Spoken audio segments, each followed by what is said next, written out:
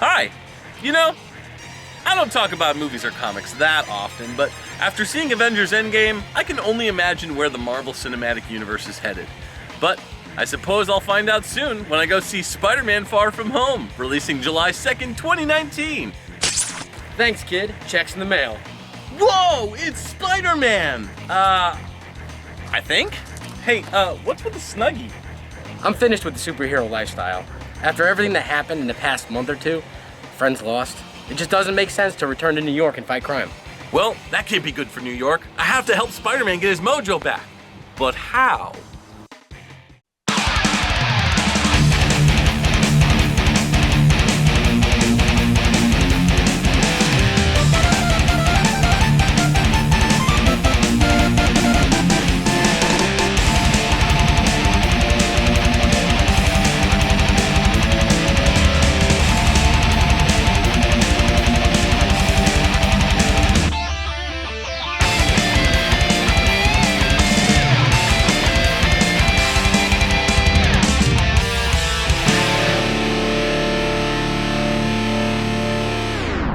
Spider-Man. He's a friendly neighborhood kind of guy who is bitten by a radioactive spider, giving him super strength, the ability to stick to walls, crazy agility, and a spider sense to warn him about danger. He lives by his late Uncle Ben's motto, with great power comes great responsibility. He's super smart, loves his Aunt May, who seems to be de-aging in the movies, and his love interest is one of many gorgeous ladies like Mary Jane Watson, Black Cat, and Gwen Stacy.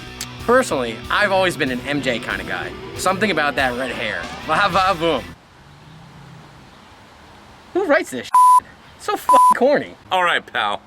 Keep it in your spider pants. My first exposure to him was actually my first exposure to any comic book. It was May of 1988, and I was 5 years old sitting in the carriage of a shopping cart while my mom was going grocery shopping. There was a comic rack next to the line that we were waiting in, and there it was on the rack. It was there that I saw Spectacular Spider-Man 138. Tarantula was joining forces with Captain America to take down Spider-Man? Bad guys and good guys working against the good guys? I had to find out what happened. So after convincing my mom to get it for me, my exposure to comic books began that very day. Cool story, bro. What you playing over there? Oh, well, I got inspired to play some Spider-Man video games since the movie's coming out soon, so I'm checking out Spider-Man Mysterios Menace on the Game Boy Advance. That makes sense, since I'm fighting Mysterio in that movie. I thought so. So, how's the game? Spider-Man Mysterio's Menace was released in 2001 for the Game Boy Advance as a pseudo follow-up to the Game Boy Color Spider-Man games, which were consistent improvements when compared with the earlier handheld offerings. This game was developed by Vicarious Visions and published by Activision. In Mysterio's Menace, the game follows Spider-Man through a series of levels throughout New York City, all while piecing together a potentially larger scheme by an unknown villain. Spoilers, it's Mysterio. But hey, enough of my gabbing, true believers. Let's see if this one is worth swinging around town to find. Our adventure starts off with Peter Parker getting a call on his 2001 era cell phone from Mary Jane Watson. That silly gal won goldfish at the amusement park and wants Peter to grab a fishbowl for her. He should just take it off Mysterio's head. That dude literally has a fishbowl for a head. But suddenly, Peter's spidey sense goes off while overhearing the news pertaining to robberies and crimes occurring in downtown New York City. Spider-Man springs into action, therefore presumably dooming the fish recently acquired by his lady love. But I digress. At this point, we're given a map with 3 stages on it based on the news report's findings. Pier 54, the Empire Metals Foundry, or downtown. But once each of these is finished respectively, another level opens up to play, such as Nightclub, ChemCorp, and the Museum. These 6 levels house the bulk of the gameplay, with hidden upgrades spread throughout each, but we'll get to those in a bit. If you finish a level, the map will change the icon color from red to yellow. Each stage selection also has an indicator to advise you if you need to return and search for more of the permanent power-ups. Allowing the player to have that hint really makes searching for the power-ups a rewarding experience, with some of the upgrades requiring players to have one in order to get the other, though this was rare, as most of the ones I found were with a little luck and exploration. The problem with these levels is that they feel just too zoomed in at times. graphics, but this is mostly due to the Game Boy Advance's limitations more than anything. I thought the sprite size was fine overall, but pulling the camera back a slight bit would have helped with giving the player more to see without having to hold up or down to see above or below. This would have also helped with enemy attacks, which sometimes feel like they come out of nowhere. Thankfully, standard enemies are mostly easy to take out, and there's a fairly decent amount of baddies in each stage, from bodybuilders that look like a depowered Colossus from the X-Men, to mobsters, ninjas, and even clowns and skeletons? Wait, what? Don't worry, I can explain. Once the stages are finished, a 7th stage opens up, which is the final encounter with, you guessed it, Mysterio. He's been using goons like Hammerhead, Big Wheel, Rhino, Scorpion, and Electro to move his illusion equipment around the city. Once the 7th level amusement park opens up, all previous levels' enemies will be converted into skeletons and clowns if you need to return. That's a nightmare I want to wake up from. Who will save us? I bet Spider-Man will. Or how about the Fantastic Four? Nah, they got their hands full with Dr. Doom. The X-Men? Fighting Magneto. West Coast Avengers? Dude, for real?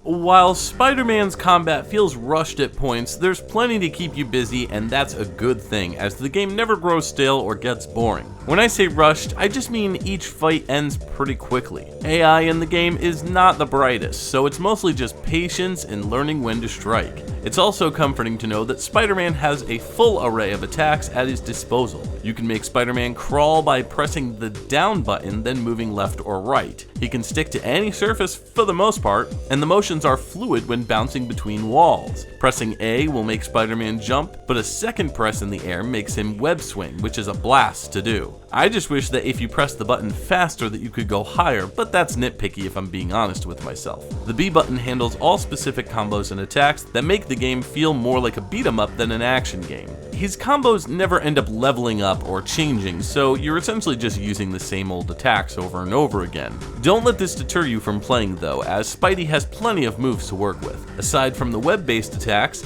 he can dive bomb kick with the down, forward, and B motion while in midair, as well as jump kick and lower leg attacks. Plus, the R button binds foes with webbing so they can't move, and the L button shoots foes with a web blast. It's simplistic for sure, but efficient nonetheless. Now, there is a password system in case you need to take a break, and thankfully it's super short with a max of just a few letters or numbers. It isn't a complete list of letters and numbers, which is odd, but I'm thinking that they did this to avoid confusion between similar looking characters. If that's the case, that is really smart thinking on the developer's part. Pressing select during gameplay brings up the menu checklist with all available bonus items on it. This helps you keep an eye on what power-ups you're missing, and through a process of elimination, you can see which levels still have items left on the level select screen. Or, you could just do what I did and keep hunting through the levels to find them. There's all kinds of special power-ups here, like web fluid container expansions, the compressor, which allows more webbing to be stored in each cartridge, heavier webbing to knock over the bad guys, and boring. Talk about all the cool suits you can get. Well, here's the thing. Most of the power-up suits that you get don't actually change your visual appearance. There are fire, electric, and generic armor suits that help Spidey move through flames, electrical surges, and take heavier hits, respectively. But there's also a super hidden suit for, you guessed it, the symbiote suit.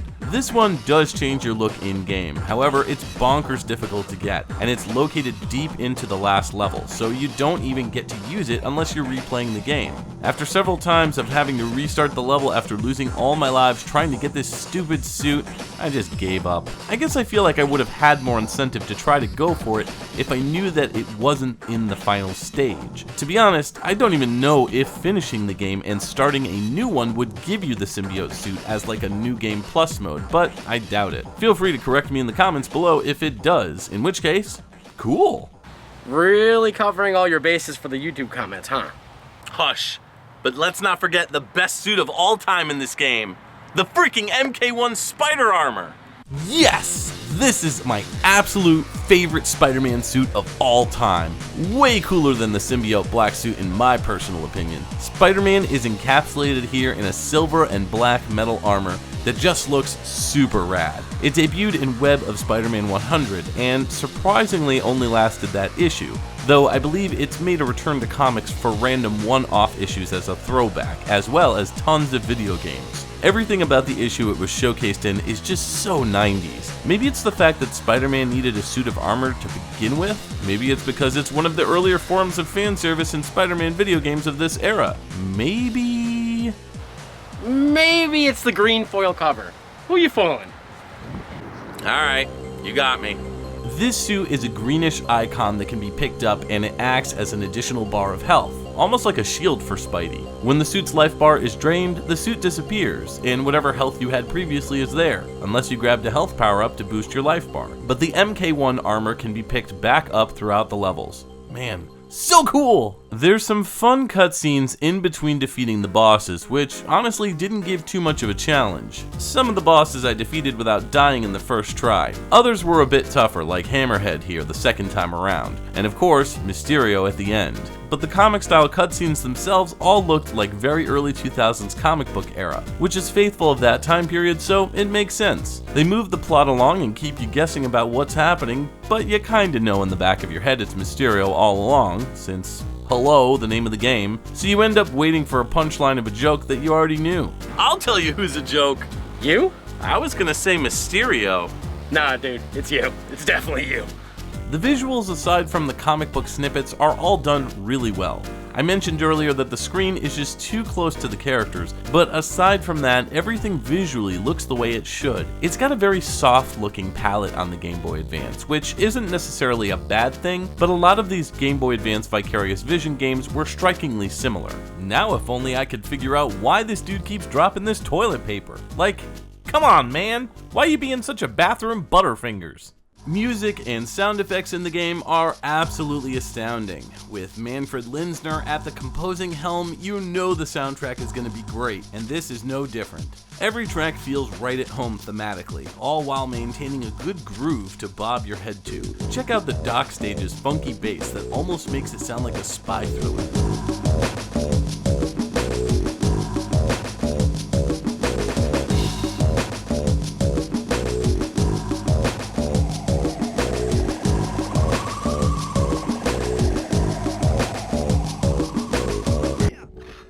How about the nightclub stage, which has audio that gets louder and less muffled the closer you get to the dance floor.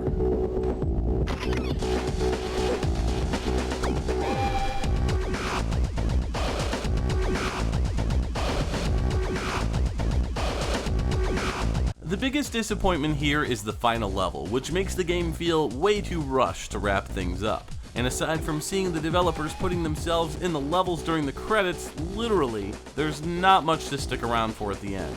Except...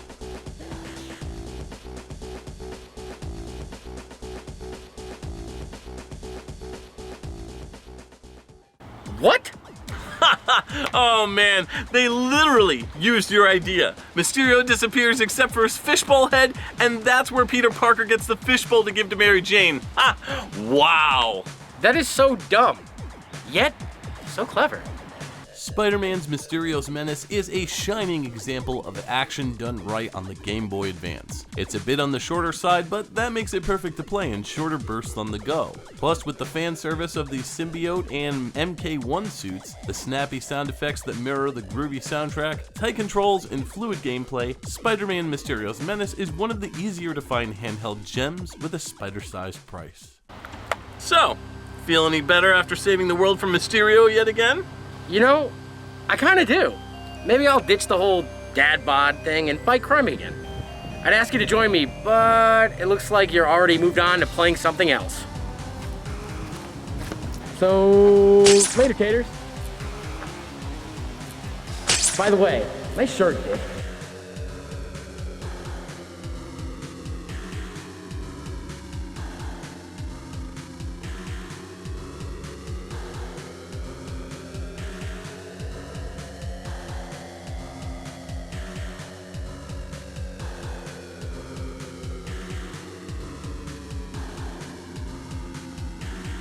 Thank you to the following patrons. Your support means the world to me.